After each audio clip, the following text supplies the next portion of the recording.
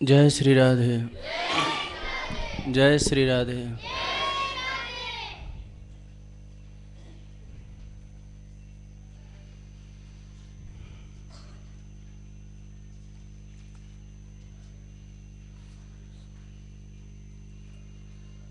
सभी संतों ने, वैष्णवों ने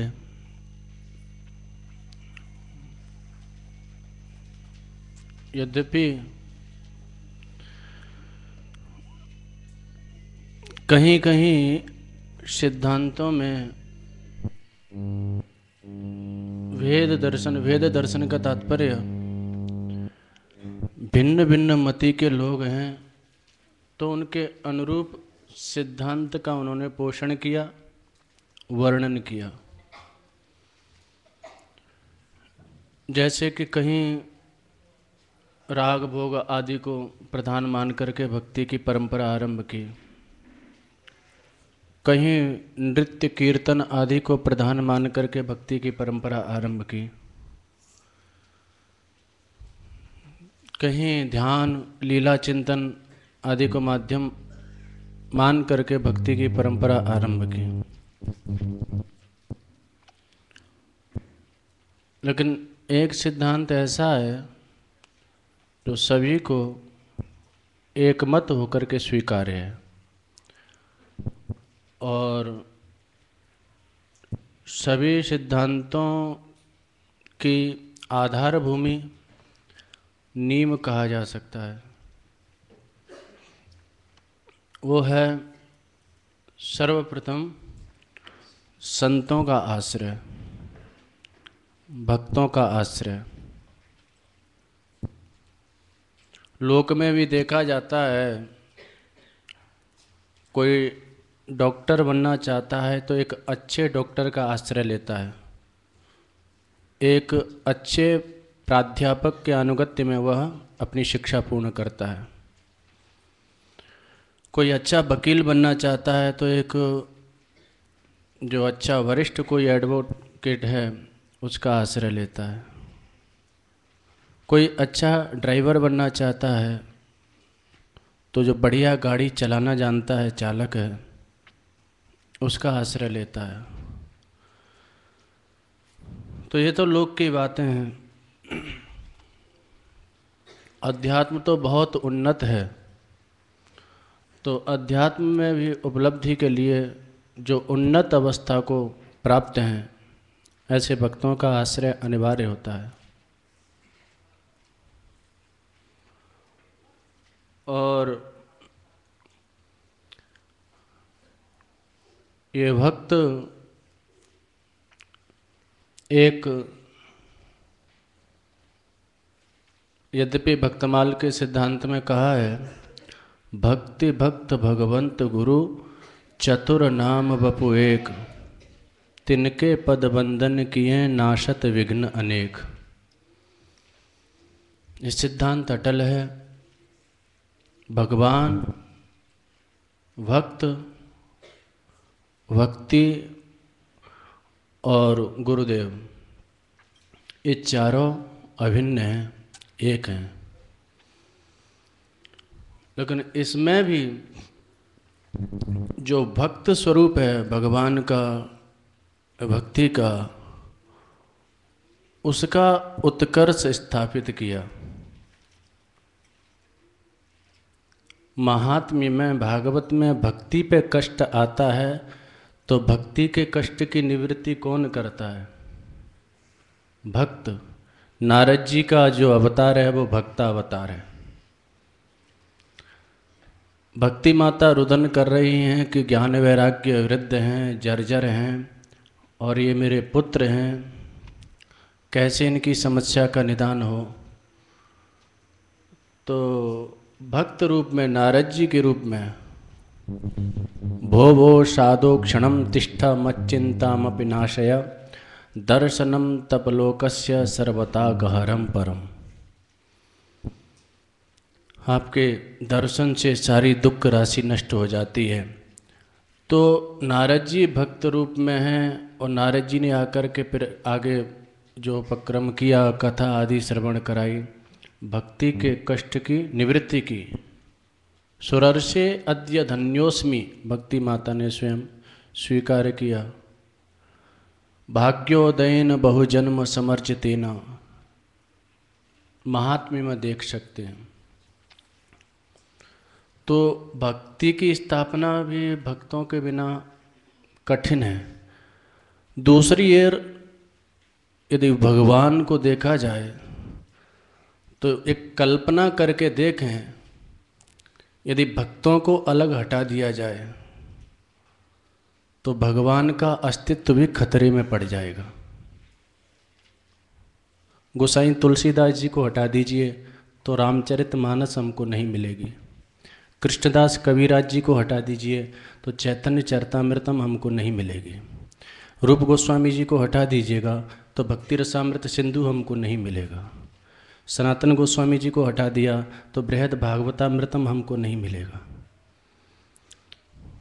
हरिवंश जी को हटा दिया तो राधा वल्लभ जी अकेले पड़ जाएंगे, शून्य हो जाएंगे। इसी प्रकार से अन्य आचार्यों को, स्वामी हरिदास जी को यदि हटा दिया तो बिहारी जी फिर कहाँ प्रकट होंगे, कहाँ ये सिद्धांत मिलेंगे, कौन भगवान को जानेगा। तो ऐसा लगता है कि भगवान का अस्तित्व भी भक्तों से है। भक्त न हो तो भगवान का अस्तित्व भी खतरे में पड़ जाता है। और यह बात भगवान ने स्वयं स्वीकार की।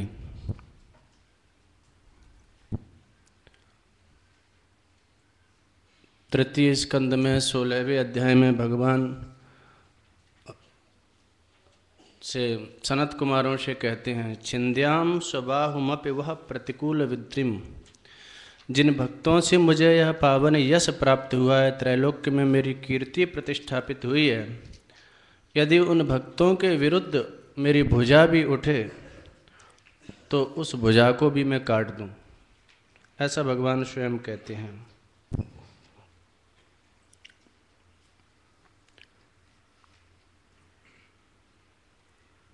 यस्यामृता मलयसः 3:16-6 में भगवान कहते हैं, यस्यामृता मलयसः श्रवणावगाः सद्यः पुनाति जगदास्वपचाद विकुंठम सोहम भवद्भ्य उपलब्ध सुतीर्थ कीर्तिम छिंद्याम स्वबाहुमपि वह प्रतिकूल वृत्तिम। जिस पावन अमृत दिव्य जो अमृत की मेरे कथा कीर्तन की जो सरिता प्रवाहित होती है, जिसमें श्रवणावगाह स्नान कर लेने से, उसमें अवगाहन कर लेने से, सद्य जगत पुनात आस्वपचाद, चांडाल पर्यंत नीच से नीच व्यक्ति भी कथा कीर्तन आदि श्रवण करता है तो निश्चित उसका पाप ताप आदि तो नष्ट होता ही है, उसका प्रारब्ध भी नष्ट हो जाता है और उसके हृदय में निश्चित परिवर्तन देखने को मिलता है। यहाँ तक कि कथा कीर्तन श्रवण नहीं किया है, जो कथा कीर्तन निष्ठ जो भक्त हैं, संत हैं, आदर से उनके समीप में जाकर के बैठ जाए, उनको प्रणाम आदि कर ले, उनका उच्चिष्ट ले ले, इतने मात्र से जीवन परिवर्तित होते हुए देखा गया है। और अनेकों ऐसे उदाहरण हैं।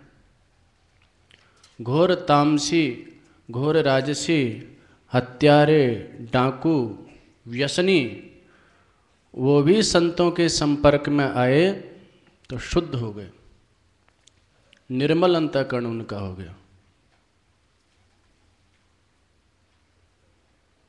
तो ये जो निर्मल श्रवण कीर्तन की गंगा जो संतों ने बहाई है, संतों ने ये ग्रंथ बनाए हैं और उनके द्वारा भगवान की महिमा को गाया है। सूरदास जी ने पदों के माध्यम से गाया है, गोविंद स्वामी ने पदों के माध्यम से गाया है, महाप्रभु वल्लभाचार्य जी ने सुबोधनी जी दी है, ऐसे ही सभी संतों ने।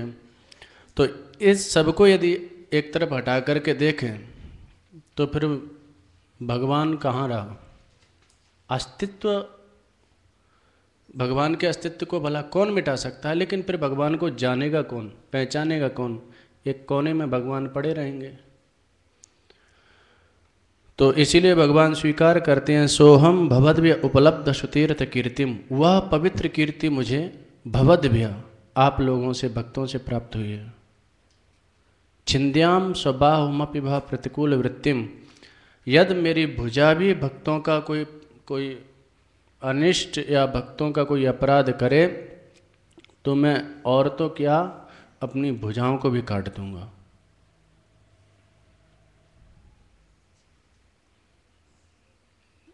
कहने का आशय, भक्त इतनी बड़ी शक्ति है, इसीलिए सबने भक्त की शक्ति को स्वीकार किया है।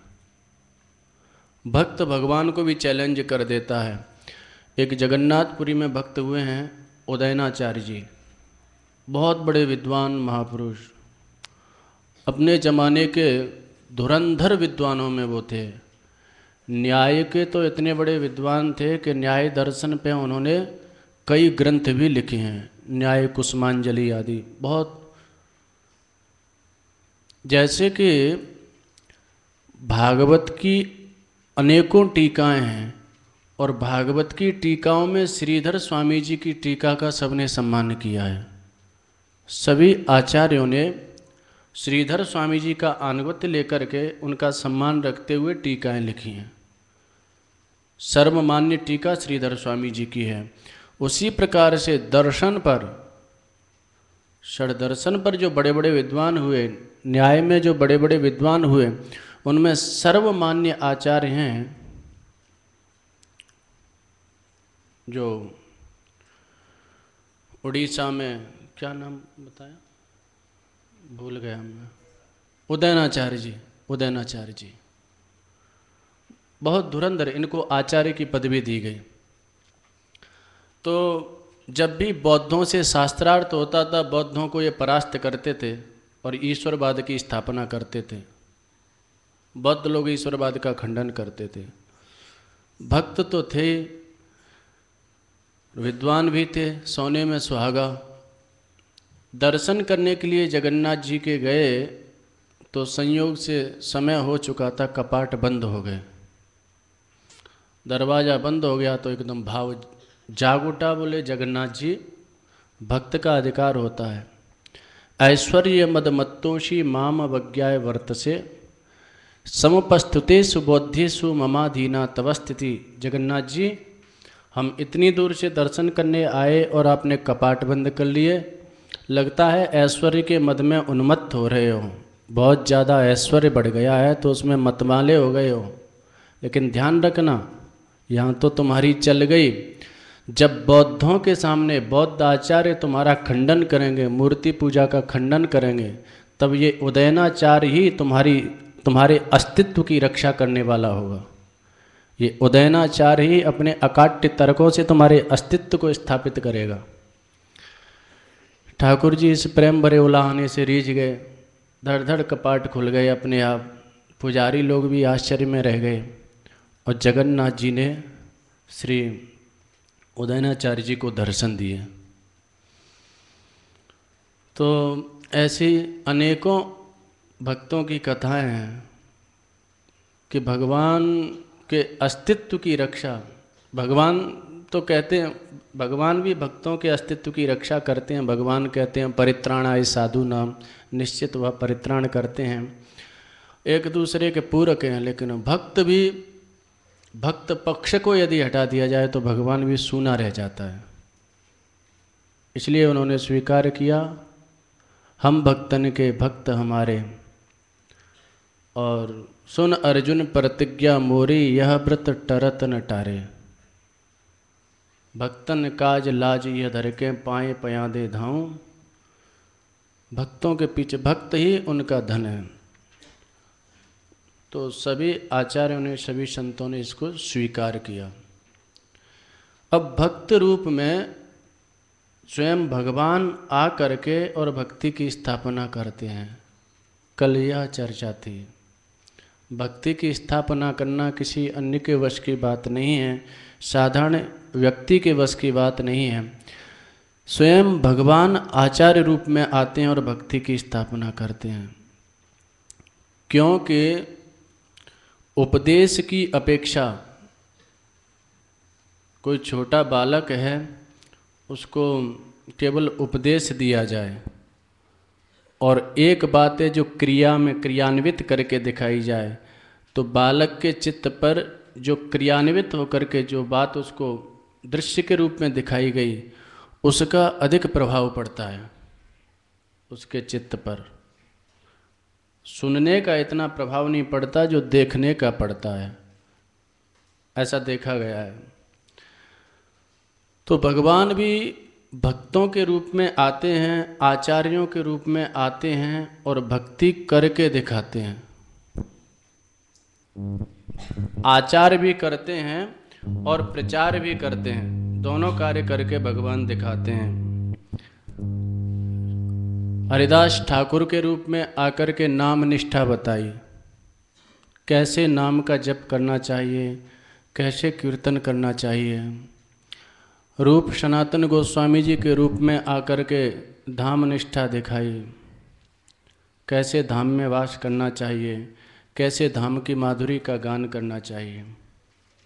वल्लभाचार्य जी के रूप में आकर के अर्चा विग्रह की अर्चना कैसी करनी चाहिए। स्वामी श्री महाप्रभु हरिवंश जी के रूप में आकर के ये बताया कैसे सेवा करनी चाहिए। अपने ठाकुर की, अपने उपास्य की सेवा में कैसे गौरव बुद्धि रखनी चाहिए। भगवान की कोई भी सेवा, भक्तों की कोई भी सेवा जो हमको लगती है कि छोटी है, वस्तुतः वह छोटी नहीं है, उसमें भी गौरव बुद्धि और अपने आप को कृतार्थता की अनुभूति करनी चाहिए। हरिवंश जी ने बताया, उनके कई प्रसंग आते हैं। स्वयं ठाकुर सेवा स्वयं अपने हाथ से करते थे, यहाँ तक कि श्री ठाकुर जी को रसोई बनाना, रसोई के लिए उस समय गैस नहीं थी, तो वृंदावन में जंगल था, जो लकड़ी सूख करके गिर जाती थी, जंगल में जाकर के उन लकड़ियों को बीन लाते थे, उठा लाते थे। तो इतना बड़ा आचार्य, इतना बड़ा विद्वान महापुरुष, जिन्होंने पलने में ही राधा सुधा निधि को कह दिया, 6 महीना के पालने में पौड़े भये थे 22 में राधा सुधा निधि, ऐसा संत लोग कहते हैं। जंगल में बड़े बड़े राजा लोग, सेठ भाटिया लोग उनके चेले थे, और वो स्वयं इतना बड़ा आचार्य विद्वान महापुरुष जाकर के जंगल में एक एक लकड़ी चुन रहा है, इकट्ठी कर रहा है। तो उसी समय एक किसी चेले का आना हुआ जो बड़ा पैसे वाला था। गद्दी पे आकर के पूछा, गुरुजी कहाँ हैं? तो बोले गुरुजी तो जंगल में निकल गए हैं।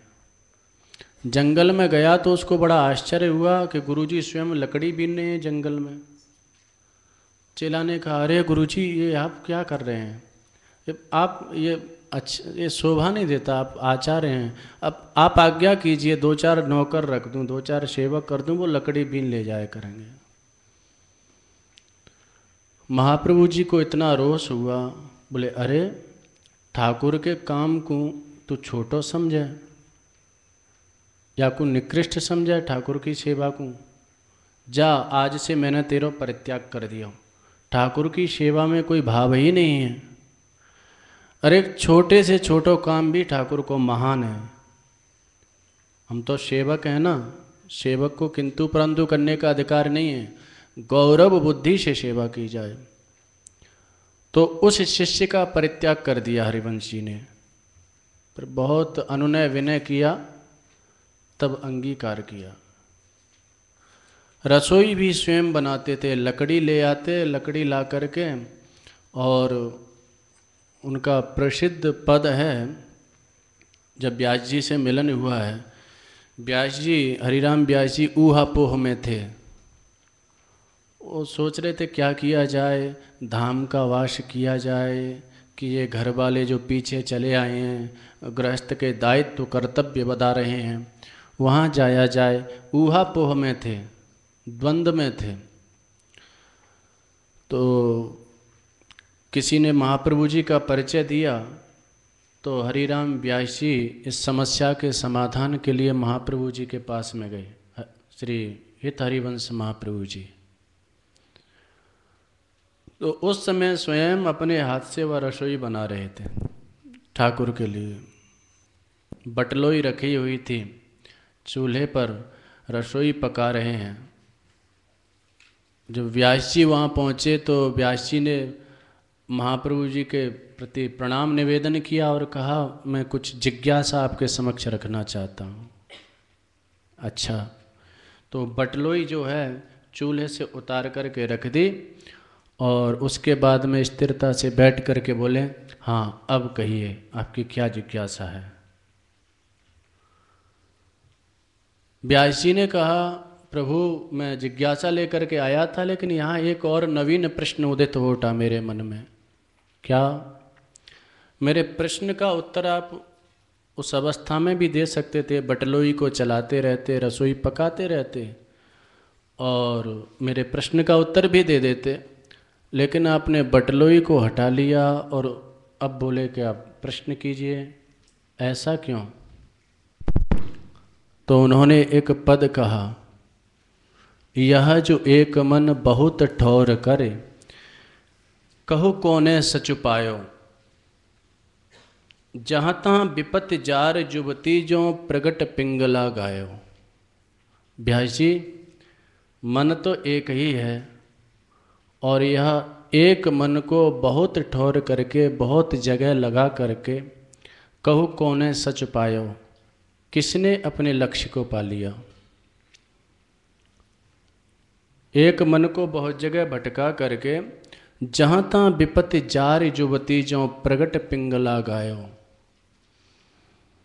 जैसे कोई कुलटा स्त्री होती है, उसका एकाश्रय नहीं होता है, तो उसका कोई एक आधार नहीं होता है, विपत्तियाँ ही विपत्तियाँ उसको पड़ती हैं, झेलनी पड़ती हैं। पिंगला ने स्पष्ट गाया है, द्वै तुरंग पर जोर चढ़त हटि परत कोन पे धायो। दूसरा उदाहरण, दो घोड़े पे चढ़ करके, एक घोड़े पे बैठ करके सवारी की जाती है और कोई चाहे कि दो घोड़े पे बैठ करके और वो सवारी करे, तो ऐसे कौन दौड़ सकता है? कहि दो कौन अंक पर राखे जो गनिका सुत जायो। दो घोड़े पे बैठ करके सवारी नहीं की जा सकती, मरेगा दो घोड़े पे बैठेगा तो। तीसरा उदाहरण दिया, बोले जो वैश्या का बेटा है, जिसके पिता का कोई निश्चय नहीं है कौन है, तो ऐसे बेटे को कौन अंक में रखेगा, कौन स्वीकार करेगा?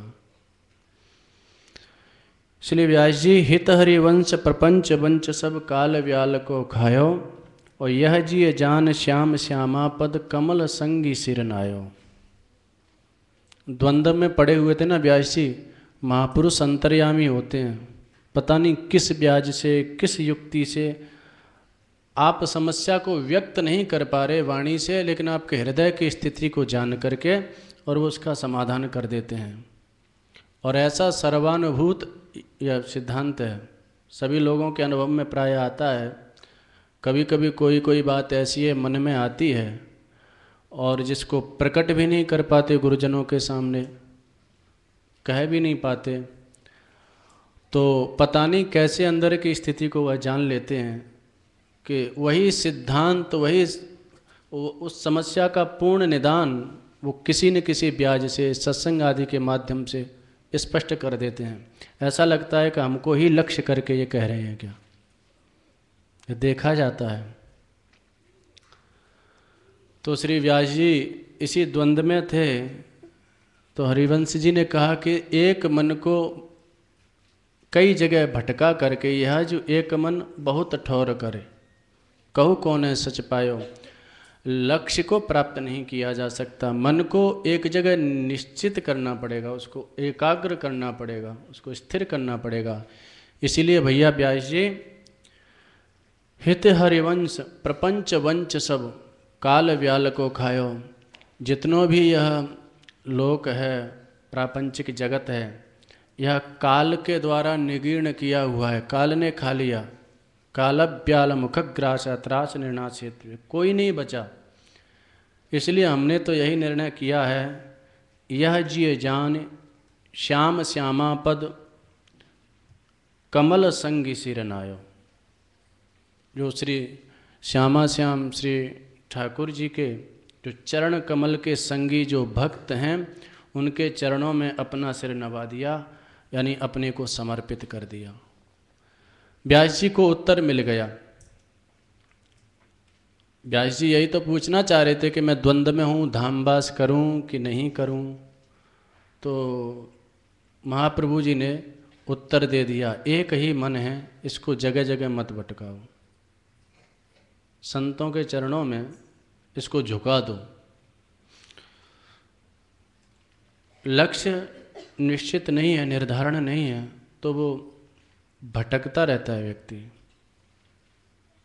और जैसे कि कल चर्चा किए थे, थोड़ा सा भी लक्ष्य से च्युत हुआ तो फिर पता नहीं कितना दूर निकल जाता है।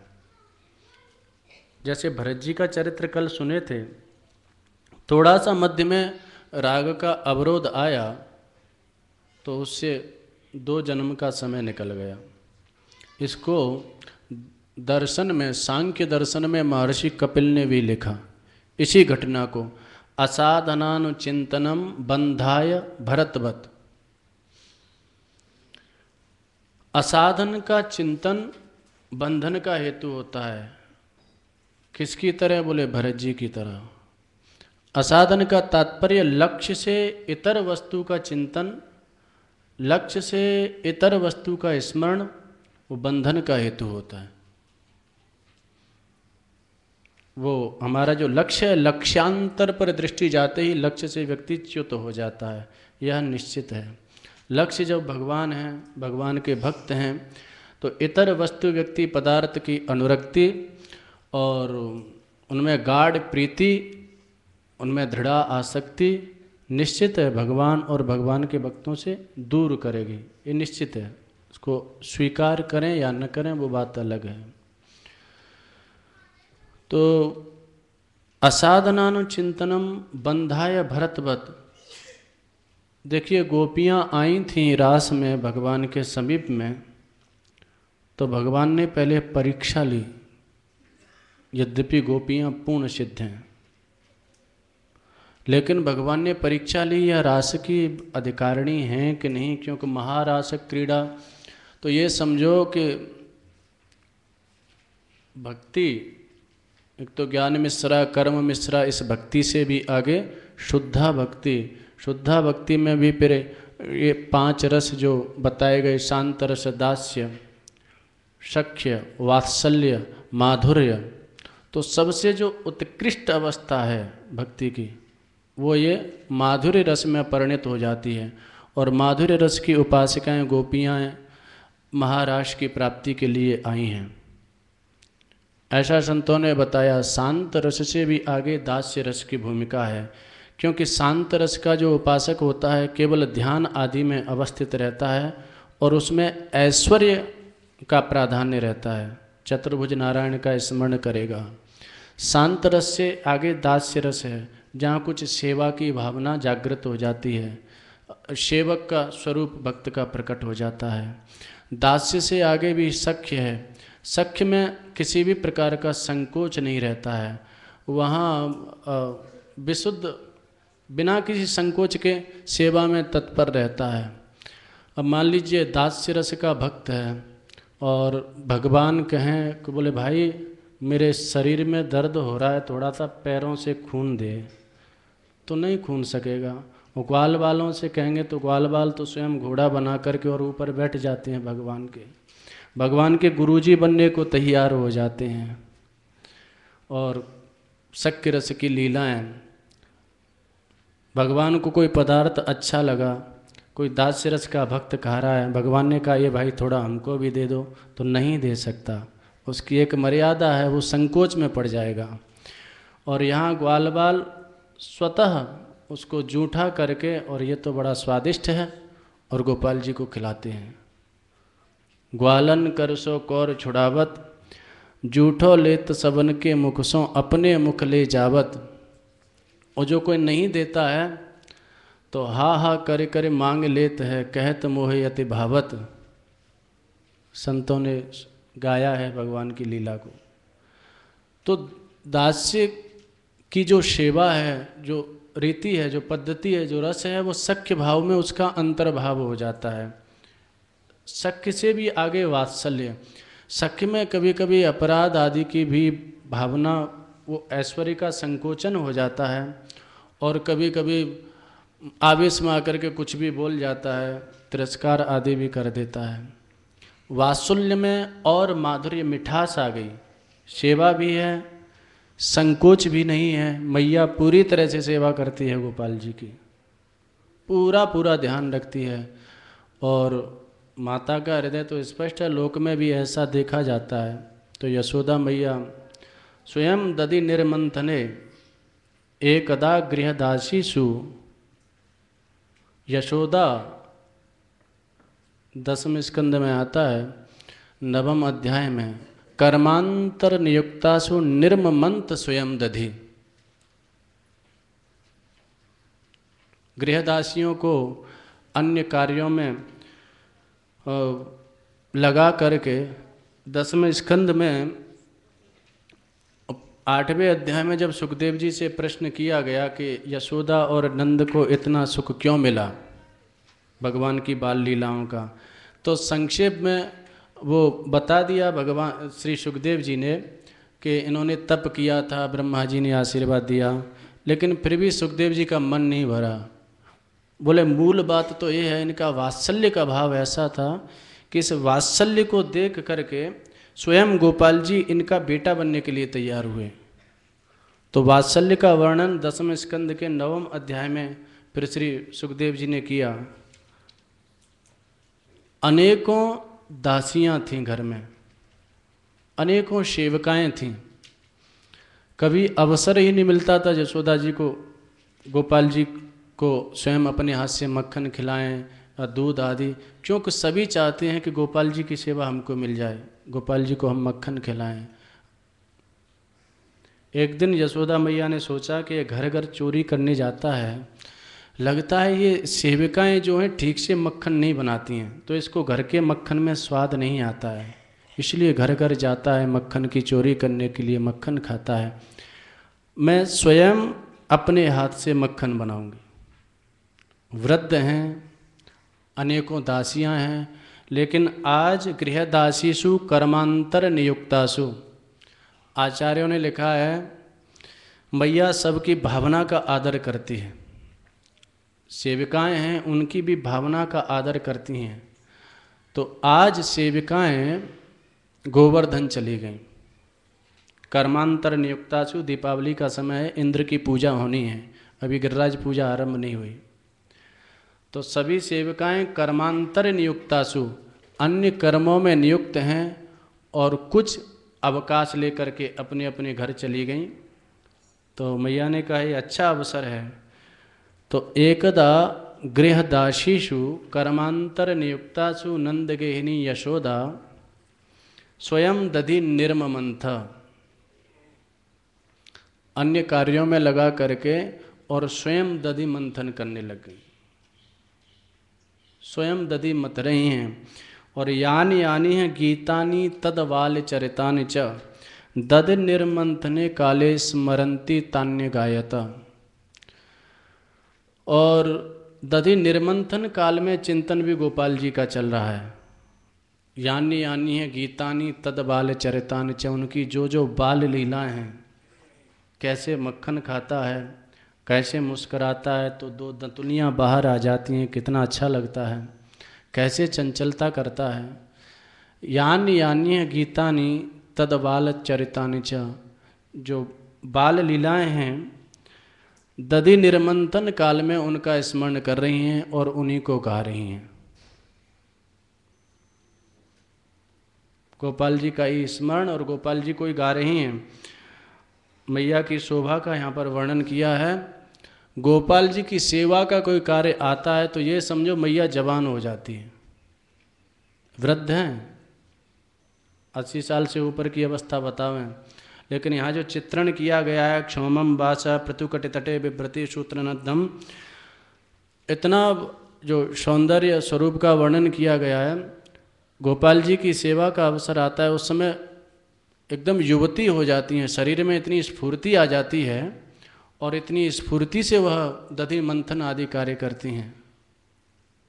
दधि मंथन का जब शब्द सुना तो इतने भाव से, इतने वात्सल्य से प्रातःकाल की बेला में मैया दधि मंथन कर रही हैं। गोपाल जी जाग करके आ जाते हैं और आकर के उसको तम स्तन्य काम आसाद्य, दूध पीने की इच्छा से आ जाते हैं और आकर के दधि मंथानम न्यषेधयत, सबसे पहले आकर के दधि जो मंथान मथनी थी उसको पकड़ लेते हैं, कि उसको पकड़ लेंगे तो एकदम बंद हो जाएगा। मैया तो गीत गा रही हैं, गोपाल जी के चरित्रों में खोई हुई हैं, और गोपाल जी ने जब मथानी पकड़ ली तो उनको पता, अरे आज जल्दी जगाए हो तो गोपाल जी को गोद में लिया नहीं, तम अंकम आरूढ़म, गोपाल जी स्वयं गोद में चढ़ गए। तम अंकम आरूढ़म, स्वयं, तम का विशेषण आरूढ़म है। तम अंकम आरूढ़म अपायत स्तनम स्नेहस्नुतम, स्नेह के कारण स्तन से स्वयं दुग्ध निस्सृत हो रहा है, स्वयं दुग्ध निस्सृत हो रहा है स्नेह आधिक्य के कारण से। और गोपाल जी अंक में आरूढ़ हो गए, स्वयं मैया की गोद में जबरदस्ती चढ़ गए। वात्सल्य के, इतना वात्सल्य का भाव कि भगवान खिंचा चला आया और खिंचा चला आ करके और गोद में बैठ गया और दुग्ध निस्सृत होने लग गया और दुग्ध पीने लग गए। आगे बड़ी विस्तार से कथा है। जब दूध निकलने लग गया वहाँ पर चूल्हे पर, तो मैया गोपाल जी को नीचे लिटा करके और दूध को उठाने के लिए चूल्हे पर, हर क्रिया में गोपाल जी का हित लक्ष्य है मैया का। दूध को उठाने के लिए भी गई है तो दूध दही इतनी बड़ी चीज़ नहीं है। मैया ने सोचा कि ऐसा स्मृति का वाक्य है, घर में यदि दूध अग्नि पर गिरता है, जलता है, तो पुत्र पौत्र आदि का अनिष्ट होता है, तो कहीं गोपाल का अनिष्ट न हो, तो इसलिए दौड़ करके उतार करके और उसको मटके, जो दधी दूध का पात्र था उसको उतारा, तो गोपाल जी बिगड़ गए। बिगड़ने का मतलब अतृप्तम उत्सृज्य, देखो हमको अतृप्त अवस्था में ही और छोड़ करके यहाँ से और चली गई मैया वो दूध को उठाने के लिए। तो कोप आ गया, संजात कोपः स्फुरितारणाधरम, संजात कोपः, कोप गुस्से का अभिनय कर रहे हैं। स्फुरिता अरुणाधरम, जो अरुण लाल लाल होठ हैं गोपाल जी के, वो क्रोध में फड़फड़ाने लगे। संदस्य ददभी दधिमंत भाजनम, और ददभी दांतों से होठ को दबा लिया, ज़्यादा गुस्सा आता है तो ऐसे होठ दबा लिया। और दधिमंत भाजनम भित्वा, एक पाषाण खंड को लेकर के बोले ये दूध दही में ज़्यादा अटकी पड़ी है, वो छोड़ के, और बाद दूध उठावे के लिए चली गई। पाषाण खंड को लेकर के और बड़ी अकल से काम किया, धड़ाधड़ ऊपर से नहीं फोड़ा मटके को, ऊपर से फोड़ेंगे तो ऊपर का दही दूध निकल जाएगा, नीचे उसमें बराबर रहेगा। तो जो मटके का नीचे का हिस्सा है, आचार्यों ने लिखा उसमें छेद कर दिया, जिससे सारे का सारा दूध स्रवित हो जाए, एक बूंद भी मटके में न मचे। भित्वा, अब फोड़ तो दिया आवेश में, लेकिन अब भय हुआ कि मैया पीटेगी डांटेगी, तो मृषाश्रु, आंसू आ नहीं रहे लेकिन मीड़ मीड़ करके आंसू निकालने लगे। मृषाश्रु यानी झूठे आंसू, रो रहे हैं। और अहो जघास हयंगवंतरम गतहम, काफ़ी देर रोए, देखे अभी मैया नहीं आई, तो बोले जब आएगी तब फिर रो लेंगे, आंसू बहालेंगे, जब तक मक्खन तो खा लें। आंसू पहुँच करके और अंतरंगतः, अंदर जा कर के और खाने लग गए मक्खन। मैया आई तो देखती है भग्नम विलोक्य सुसुतस्य कर्म तज्जहास, दूध को उतार करके आई तो माट मटके जितने थे सब फूटे पड़े थे, भग्नम विलोक्य। और ये स्वसुतस्य कर्म तज्जहास, ये गोपाल ने ऐसा किया है। तो पहले तो हंसी मैया की तो बहुत बड़ा हो गया, देख जाने इतने इतने बड़े बड़े मटका फोड़ दिए, इतना बड़ा पत्थर उठा लियो। पहले हंसी, फिर विचार किया उद्दंड हो जाएगा, उच्छृंखल हो जाएगा, इसकी आदतें बिगड़ती जा रही हैं, कहाँ है जाके देखूं। तो गोपाल जी बड़ी होशियारी से दूसरे कक्ष में थे। मैया ने देखा जो दधी और दूध फैल गया था, तो उस पर गोपाल जी के चरण जो थे दधी और दूध से स्निग्ध एकदम उनमें लग गया था दधी, तो छोटे छोटे चरणों से आगे गए तो रास्ता तो स्वयं बना गए, क्योंकि चरण चिन्ह छपते हुए चले गए। तो मैया ने उन चरण चिन्हों का अनुगमन किया और जाकर के देखा तो स्वयं खा रहे हैं और बंदरों को खिला रहे हैं। उलू खलांग्रे रूपरि व्यवस्थितम, जाकर के पकड़ा, दौड़े पहले गोपाल जी, फिर जाकर के पकड़ा। दृष्टवा परिश्रमम भूरी कृपया शीत स्वबंधने, मैया का बहुत अधिक परिश्रम देखा, थक गई, स्थूल काय हैं, हाथ में साटी हैं और गोपाल जी के पीछे भाग रही हैं। और गोपाल चंपू में तो बहुत सुंदर, श्री जीव गोस्वामी जी ने लिखा बड़े सुंदर भावों में, वहाँ कई तरह की उपालंबन जैसे गाली होती है ना, वो दे रही है मैया। अरे बानर बंधु, अरे तू बंदरन के साथ में रहवे, ऐसा लगे कि बंदर तेरे ये मित्र हैं। और अरे नटखट, अरे चटोरे, अरे दंदी भांड स्फोटक, ऐसी ऐसी गालियाँ दे रही हैं। अरे मटकी फोड़ने वाले, अरे चटोरे, दौड़ती चली जा रही हैं। गोपाल जी आगे आगे जा रहे हैं, पीछे पीछे मैया। गोपाल जी ने आकर रुक कर के कहा, रही मैया बूढ़ी बड़ी है, परेशान हो जाएगी, लौट जा, काहे को भागे। मैया ने कहा, देख लाला, आज एक विशेष पर्व है, आज के दिन हर मैया अपने छोरा की पूजा करे, इसीलिए मैं तेरे पीछे पीछे भाग रही हूँ, तू पता नहीं क्यों आगे आगे भागता जा रहा है। अब गोपाल जी को थोड़ा पूजा की सुन करके, क्योंकि पूजा सब जगह होती है तो पूजा का अभ्यास भी है, गोपाल जी रुक गए। अच्छा मैया आज पूजा करेगी? बोले हाँ, तभी तो तेरे पीछे भाग रही हूँ। तो बोले हाथ में ये सांटी क्यों है? अरे ये तो बूढ़ा बड़ो शरीर है, इतना स्थूल शरीर है, सहारे को चाहिए लाठी, और तुझे डर लग रहा है तो फेंक दी ले, अब आ जा। अच्छा मैया ठीक से पूजा करेगी ना? बोले हाँ बढ़िया पूजा करूँगी, सब अच्छी, आज का पर्व है और आज का समय निकल गया तो फिर पूजा नहीं होती है।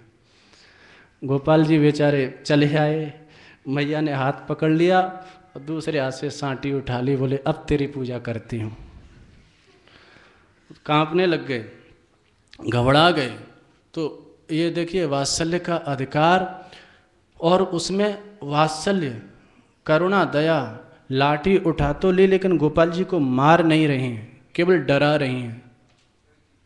यहाँ पर जो वर्णन किया है, केवल उस कृतागशम तम प्ररुदंत मक्षिणी कशंतम अंजनम अश्नि स्वपाणिना उद्वीक्षमाणम, 11वें श्लोक में 9वें अध्याय में अपराध किया है तो प्ररुदंतम, रोने लग गए भय के कारण कि मैया पीटेगी।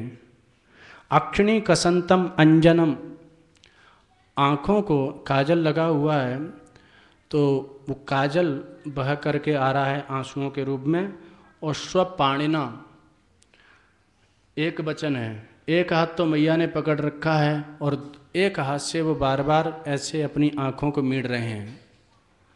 सुखदेव जी कह रहे हैं कि देखो परीक्षित जी, अभी तक तुमने जिस ब्रह्म का दर्शन किया है वो भीषा स्मात् पवते पायु, जिसके भय से अग्नि भी जलती है, जिसके भय से सूर्य तपता है, चंद्रमा उदित होते हैं, नदियाँ प्रवाहित होती हैं, वो ब्रह्म का दर्शन किया।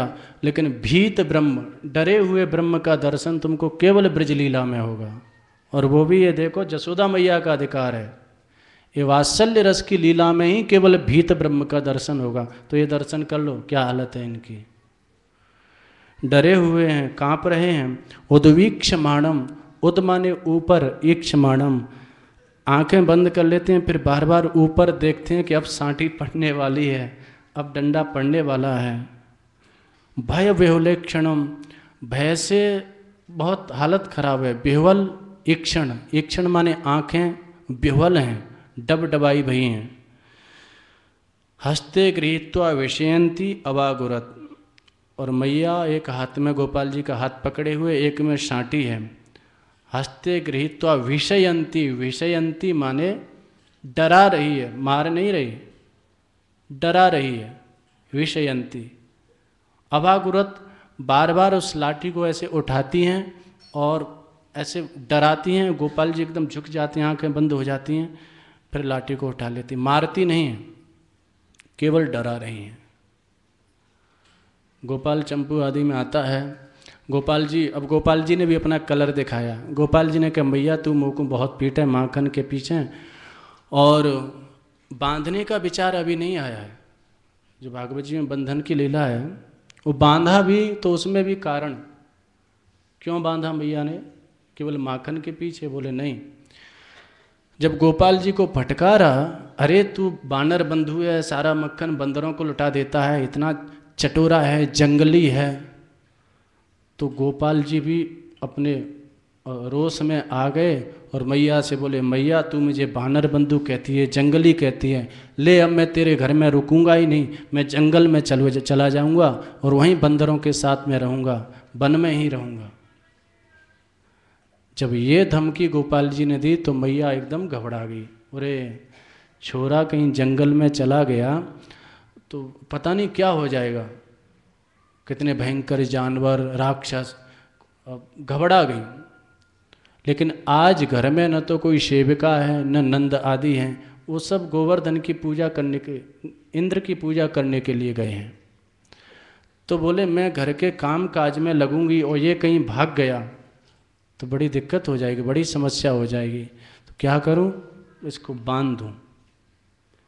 अब एक ही समय में मैं घर का भी काम करती रहूं और इसको भी देखती रहूं, ये तो संभव नहीं है। तो क्या किया, कोई ऐसी नहीं कि बहुत मोटी अब घास की रस्सी ली हो या उससे, सबसे पहले मैया ने अपनी जो रस्सी थी जूड़ा की, गोपाल जी की जो कमर है 12 अंगुल की है, छोटी सी कमर है 12 अंगुल की, तो मैया ने अपनी जो रेशमी रस्सी थी जूड़े में जो बंधी हुई थी, रेशमी जो बिल्कुल चुभे नहीं, उस रस्सी को लिया और उस रस्सी से बांधने का उपक्रम किया। लेकिन वो बंधन में नहीं आते हैं तो आगे फिर और रस्सियों को मंगाती है, जोड़ती है। और आज तो संकल्प कर लिया, गोपियाँ आती हैं, गोपियाँ कहती हैं अरे मैया कोई बात ना, गलती है गई, अब छोरा को छोड़ दे, अब इतने से ये मान जाएगा। और मैया कहती हैं आज तुमको सबको हमारी शपथ है, कोई भी बीच में आई तो आज तो जाने अति ही कर दी या को बांध के ही छोड़ूंगी। अब भक्त का और भगवान का दोनों का संकल्प टकरा रहा है।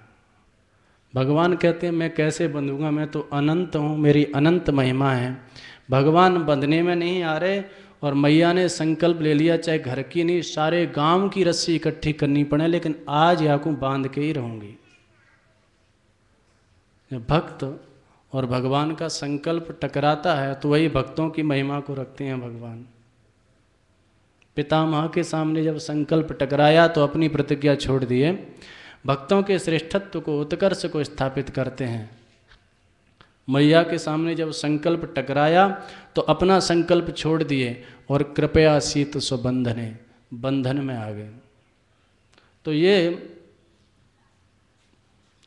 वात्सल्य का अधिकार, इसलिए आचार्यों ने लिखा यशोदाया परम नास्ति देवता चेत में मति यस्याह उलूखले बद्धो मुक्ति दो मुक्ति मिच्छति। बोले आज यशोदा जी से बढ़कर के और किसी दैवी शक्ति को हम नहीं देख रहे हैं, किसी श्रेष्ठ महापुरुष को हम नहीं देख रहे हैं। धन्य यशोदा, इस सबसे बड़ी ब्रह्मांड की शक्ति है। ऐसा कैसे? बोले यस्या उलूखले बद्धो, जिसके उलूखल में बद्ध भगवान सबको मुक्त करते हैं, सबको निर्भय करते हैं। वात्सल्य रस का ऐसा अधिकार देखो, सबको निर्भय करने वाले जिन्होंने प्रतिज्ञा की है कि अवयम सर्वभूतेभ्यो ददाम्येतद् व्रतम मम, वो स्वयं कांप रहा है। भीत है, डरा हुआ है। और जो स्वयं सबको मुक्त करते हैं, हम त्वा सर्व पापेभ्यो मोक्षयिष्यामि, मुक्त कर दूंगा, अर्जुन के सामने प्रतिज्ञा करते हैं, सर्वधर्मान परित्यज्य मामेकम शरणं व्रज मोक्षयिष्यामि मां शुचा, मैं मुक्त कर दूंगा। और वो स्वयं देख रहे हैं कि कोई ब्रजवासी, कोई गोपी, कोई ग्वालकाई को दया आ जाए तो हम मुक्त हो जाएं उलूखल से। यस्याह उलूखले बद्धो मुक्ति दो, सबको मुक्ति देने वाला है, वो आज मुक्ति चाह रहा है कि मैं मुक्त हो जाऊं। तो ये वात्सल्य का अधिकार है। वात्सल्य में सख्य, दास्य आदि का इनका भी अंतर्भाव हो जाता है। और वात्सल्य से भी आगे जो मधुरा रति है, माधुर्य रस है, उसको संतों ने बताया। और मधुरा रति की जो आचार्य हैं वह गोपियां हैं। माधुर्य रस जो है उसमें दास्य, सख्य, वात्सल्य, इस सभी रसों का अंतर्भाव माधुर्य रस में बताया गया है। और मधुरा रति में गोपियां हैं तो प्रसंग वहाँ से चला था कि लक्ष्यांतर पर दृष्टि, असाधनानुचिंतनम बंधाय भर्तवत। असाधन का जो चिंतन है, लक्ष्य से इतर वस्तु का जो चिंतन है, वो लक्ष्य से पृथक कर देता है, लक्ष्य से पता नहीं कितना दूर ले जाएगा। तो जो इतनी उन्नत अवस्था को प्राप्त गोपियां थीं, उन गोपियों की भी जब परीक्षा ली भगवान ने, जब प्रणय गीत से पहले गोपियां आती हैं, स्वागत करते हैं, स्वागतम वो महाभागा, तो सबसे पहले तो देहाध्यास की परीक्षा ली। कहीं इनका देहाध्यास तो नहीं है। यदि देहाध्यास प्रबल है तो भी रास में अधिकार नहीं है। तो यद्यपि गोपियां देहातीत हैं, देहाध्यास होता तो निश्चित है श्रृंगार आदि करके जाती, शरीर को सजा संवार करके जाती, लेकिन वहाँ तो शरीर की कोई शुद्ध बुद्ध ही नहीं है। पांचे भूले देह शुद्ध, छठे भावना रास की। देह की कोई शुद्ध बुद्ध ही नहीं है, वस्त्र आभूषण कोई शुद्ध बुद्ध ही नहीं। जो जिस अवस्था में थी, कोई दोहन कर रही थी, कोई परिवेषण कर रही थी, कोई एक आंख में अंजन लगा रही थी, कोई बालकों को दुग्धपान आदि करा रही, जिस अवस्था में थी, इसको जैसे सहज अवस्था, जैसे हैं जिस अवस्था में, वैसे ठाकुर जी की तरफ चले जाएं। जिस अवस्था में थी उसी अवस्था में धावन करके जा रही हैं। देहाध्यास तो है नहीं। फिर भी भगवान ने परीक्षा ली शिक्षा के लिए कि रजन्येशा घोर रूपा घोर शत्रु निषेविता, देखो ये रात्रि बहुत अंधकार से युक्त है, इसमें वन में बहुत बड़े बड़े जानवर हैं, कोई खा जाएगा। यदि देहाध्यास होता तो निश्चित भय के कारण से लौट आती, लेकिन उनमें देहाध्यास था ही नहीं, स्थिर भाव से खड़ी रहीं। तो दूसरा भगवान ने परीक्षा लिया कि ये केवल मेरे लिए आई हैं, लक्ष्य मैं हूँ अथवा इतर कोई वस्तु इनका लक्ष्य है, वृंदावन की कहीं शोभा को देखने आई हूँ, वन वनांतर। तो भगवान कहते हैं दृष्टम वनम कुष्मितम राकेश कर रंजितम यमुना निरलीलई जत्तरु पल्लव शोभितम। गोपियों, अच्छा मैं समझ गया, आप वन की दिव्य शोभा को देखने के लिए आई हैं। भगवान देखना चाह रहे हैं, इनकी लक्ष्यांतर पर दृष्टि तो नहीं है, लक्ष्य मैं हूँ अथवा अन्य ये सब यहाँ का सौंदर्य आदि। दृष्टम वनम, देखो कितना सुंदर वन है, कुस्मित है, बड़े बड़े दिव्य सुगंधित पुष्प विकसित हो रहे हैं। दृष्टम वनम कुस्मितम राकेश कर रंजितम, चंद्रमा की दिव्य ज्योत्सना से किरणों से यह शोभायमान हो रहा है। दृष्टम, देख लिया, चलो अच्छा किया। दिव्य, देखो ये वायु शीतल मंद सुगंध जो वायु प्रवाहित हो रही है, इससे वृक्षों का कंपन, कितनी सुंदर शोभा है। उस इतर वस्तु का वर्णन किया, लेकिन गोपियों ने उधर देखा भी नहीं। यदि लक्ष्यांतर लक्ष्य होता तो शायद उनकी दृष्टि एक बार जाती। तो भगवान ने आगे भी परीक्षा ली, आगे 6-7 श्लोक हैं। तो लक्ष्यांतर पर दृष्टि तो नहीं है, यह भगवान ने देखा। लक्ष्यांतर पर दृष्टि है तो फिर लक्ष्य सिद्ध नहीं हो पाता है। यह लोक में भी देखा जाता है। छात्र है, छात्र का लक्ष्य अध्ययन, अध्ययन को छोड़ करके इतर किसी भी वस्तु व्यक्ति पदार्थ पे उसकी रुचि है, टेलीविज़न देखने जाता है, सिनेमा हॉल जाता है या मेला घूमने जाता है, खाने पीने में मस्त रहता है, तो वो उतने अच्छे अंकों से वह परीक्षा उत्तीर्ण नहीं कर पाता। इसी प्रकार से व्यापारी है, व्यापार से इतर उसका लक्ष्य है, तो व्यापार में उतनी वह प्रगति नहीं कर पाता। वो जो लक्ष्य है वहाँ दृढ़ता से। महाभारत में एक कथा आती है, वो सभी शिष्यों को पढ़ाया गुरुदेव ने, द्रोणाचार्य जी ने, और सबको इकट्ठा किया, बोले आज परीक्षा होगी आपकी। सामने एक तोते का खिलौना रख दिया पेड़ पर और शिष्यों को बुलाया, बोले देखो जब तक हम न कहें बाण मत छोड़ना। युधिष्ठिर जी को बुलाया, धनुष उठाओ, बाण चढ़ाओ। बाण चढ़ाया, बोले तोता की आंख का भेदन करना है। तो हाँ युधिष्ठिर जी, अभी आपको क्या दिखाई दे रहा है? युधिष्ठिर जी ने कहा, वो तोता दिखाई दे रहा है, पेड़ दिखाई दे रहा है, पत्ते दिखाई दे रहे हैं, ये सब। गुरु भाई बोले धनुष रख दो, बैठ जाओ एक साइड में। युधिष्ठिर जी बैठ गए। भीम को बुलाया, भीम धनुष बाण उठाओ, तुमको क्या दिखाई दे रहा है? बोले ये सब देख, पेड़ पत्ते फूल सब दिखाई दे रहे हैं, तुम भी बैठ जाओ। दुर्योधन आदि सबको बुलाया, लेकिन सब फेल हो गए। अर्जुन को बुलाया, धनुष बाण लो, अच्छा देखो तुमको क्या दिखाई दे रहा है? बोले मुझे केवल तोता दिखाई दे रहा है। अच्छा पेड़ पत्ते पौधे? बोले कुछ दिखाई नहीं दे रहा। इतनी एकाग्र दृष्टि। बोले और दृष्टि को एकाग्र करो। दृष्टि को और एकाग्र किया। जब एकाग्रता बढ़ती जाती है तो बाहरी किसी चीज़ का पता ही नहीं रहता है। तो और एकाग्रता बढ़ाई, बोले अब क्या दिखाई दे रहा है? बोले केवल तोते की आंख दिखाई दे रही है। तो बोले बाण छोड़ दो। बाण छोड़ा अर्जुन ने, तो तोते की आंख में जाकर के ही लगा, तोता गिर गया। क्योंकि लक्ष्य पर, लक्ष्य से इतर दृष्टि, तो लक्ष्य से च्युत हो गए। लक्ष्य जो है, लक्ष्य का निर्धारण, मान लीजिए घर बार छोड़ा तो लक्ष्य ठाकुर जी, भगवान, भक्तों की सेवा, ये लक्ष्य। और लक्ष्य से यदि इतर काफ़ी वो आते हैं झंझावात, तो फिर लक्ष्य की सिद्धि नहीं हो पाती। तो असाधनानुचिंतनम बंधाय भरतवत। असाधन का जो चिंतन है, साधन से व्यतिरिक्त किसी पदार्थ का चिंतन है, वो बंधन का हेतु होता है। तो उसमें यही राग द्वेष कलह क्लेश आदि, ये बंधन के हेतु होते हैं। तो लक्ष्यांतर पर दृष्टि न हो, यही तात्पर्य है। गोपियों का भगवान ने परीक्षण किया और भक्तों की महिमा से प्रसंग चला था। भक्तों को भगवान ने अपना सेनापति कहा है, भगवान का अस्तित्व भक्तों से है, वो प्रसंग रह गया।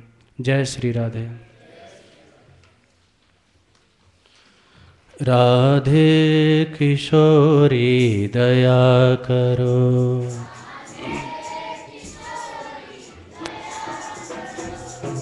हमसे दीन न कोई जग में, वान दया की तनक ठहरो,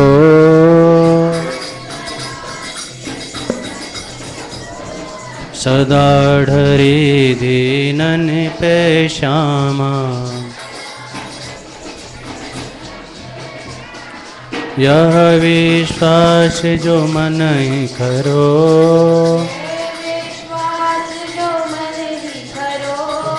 विषम विषय विष ज्वाल माल में, विविध ताप तापनि जुझरो,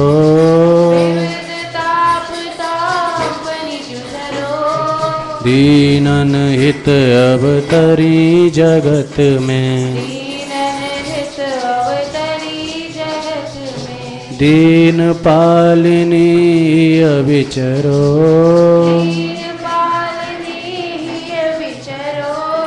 दास तुम्हारो आस और की, दास तुम्हारो आस और की, हरो विमुख गति को झगरो, हरो विमुख गति को जग रो कब कृपा